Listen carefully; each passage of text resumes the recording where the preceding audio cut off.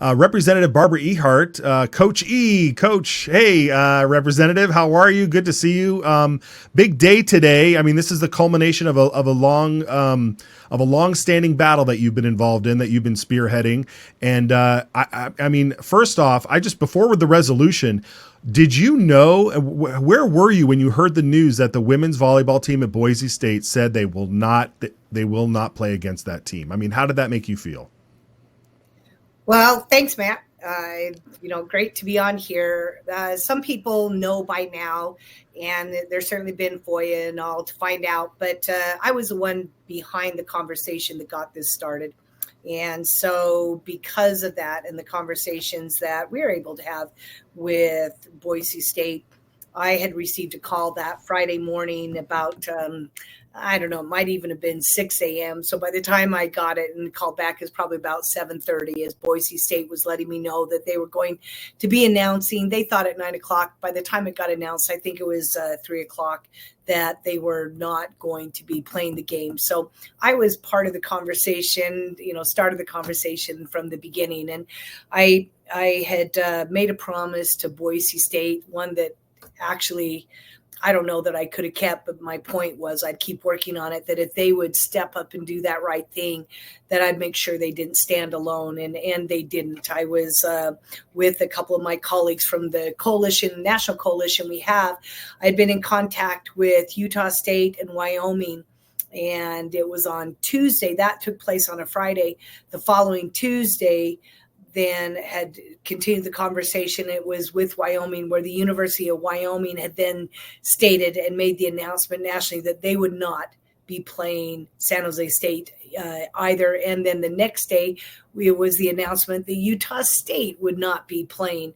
And as much as we were trying to be the few people with whom I'd been working, we were not part of the University of Nevada. That was mostly icons.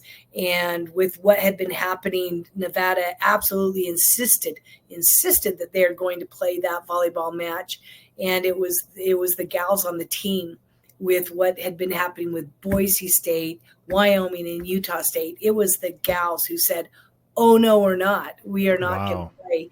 And so having Nevada do that, bringing that total to 4 Mountain West teams that refused to play. The NCAA had been in contact, or Boise State, obviously having not done this before, it was new territory. They had reached out.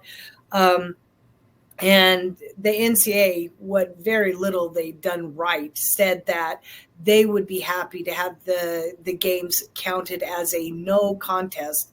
But of course, the Mountain West was not. They were upset. They were upset with what Boise State was doing. They had no idea that they'd be followed by Wyoming and Utah State, but they insisted that those contests be counted as forfeitures so that they could be included on the win-loss record for San Jose State, and as a win, of course, and as a loss for anyone else who dared defy what they were doing. So anyway, back to the original question, I knew right away.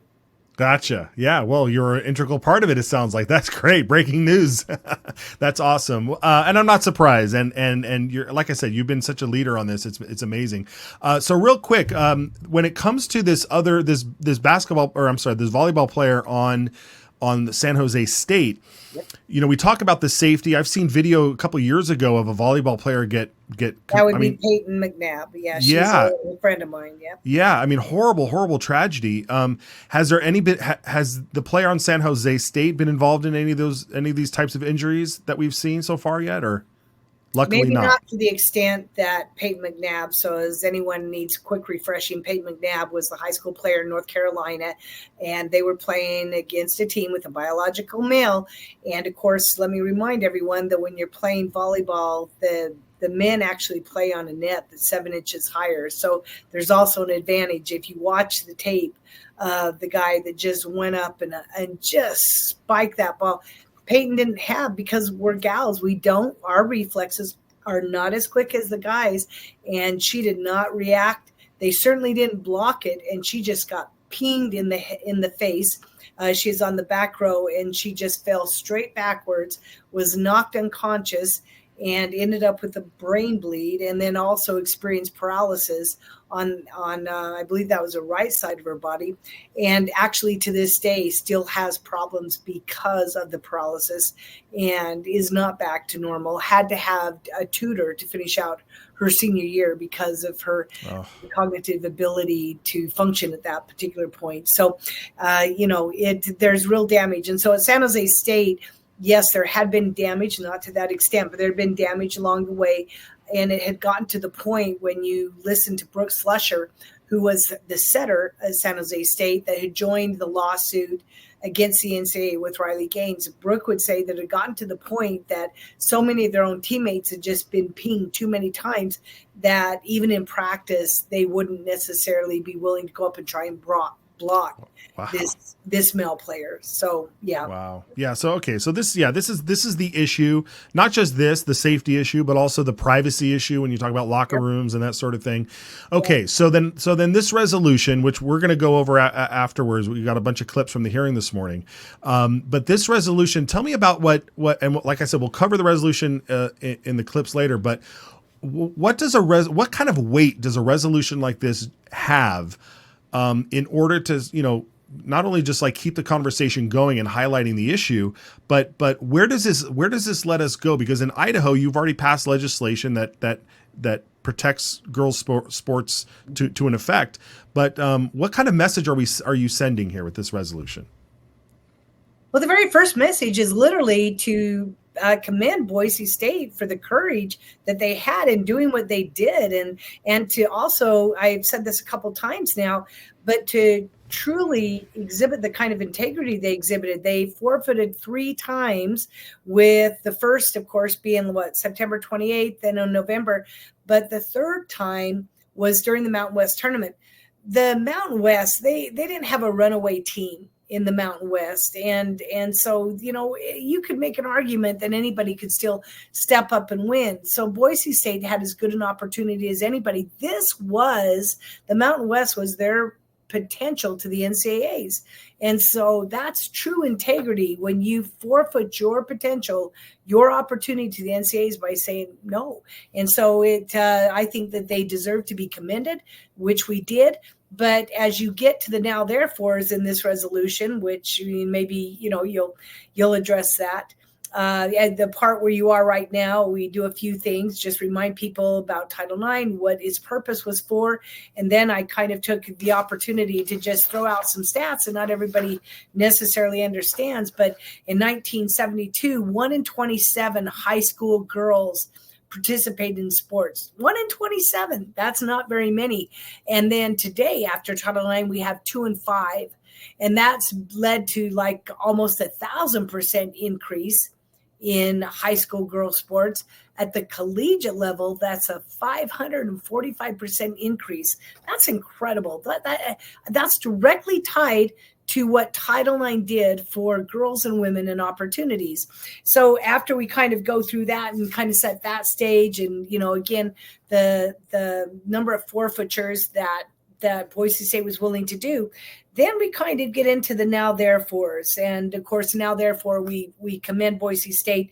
But what the next one is, I wanted to call out the Mountain West, and a copy of this will be sent to the Mountain West and the commissioner.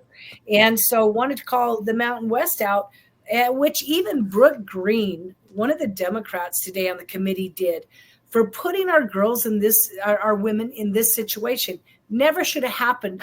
But, the Mountain West, being as woke as they tried to be, somehow thought that this was good for women's sports to allow a guy to play. This is ridiculous. The other thing that we do is I also took the time to call out the NCAA and to revoke their aggressive transgender, that's their word, I don't usually use that, but student athlete participation policy. Ridiculous. And then I reminded the NCAA that when President Donald J. Trump comes in, he said that he's going to revoke the policy, or when I say he can't revoke their policy, but to make it illegal to have guys competing against gals. But if the NCAA doesn't change their policy, then that puts everybody in conflict, because we already know President Trump is going to do that. And then the other thing that I thought was very interesting, I don't know if you, Matt, or if anybody, I mean, yeah, I'm wonky, I watch this, but before Christmas, one of the Senate hearing, one of those committees that included Josh Hawley, who just grilled Charlie Baker. Charlie Baker had to appear before one of the Senate committees, and man, Josh was grilling him. Marsha Blackburn had a few things to say. But what was funny is John Kennedy. I'm sure we all like to listen to John Kennedy. I certainly do. And he was getting so frustrated with Charlie Baker because Charlie wouldn't stand up and take responsibility for anything, and instead just kept saying, well, this is why it's not happening. It's your fault, federal government, because you haven't passed a policy. And he's like, you can pass your own policy. But Charlie Baker wouldn't do it. So if anybody who watched it like me, then John Kennedy got on and he told Charlie Baker, you need to go on Amazon and buy yourself a spine. Sorry. I just thought that was so funny. Buy yourself a spine and take a stance and do what you should be doing. And so, but what I thought was important is, again, Charlie Baker was putting it off on the federal government to give him direction. And what I do in this, in part of this resolution, is I point out to Charlie Baker that if he's looking for direction, look no farther than your states. 25 states have already given him direction as far as what the NCAA should be doing in regards to women in sports. So that's essentially what this does, Matt. And is it effective? Well, look, we're talking about it. That's right. Is it effective? Riley Gaines got on there and the press is all over it. So is it effective? I certainly believe the resolutions can be effective.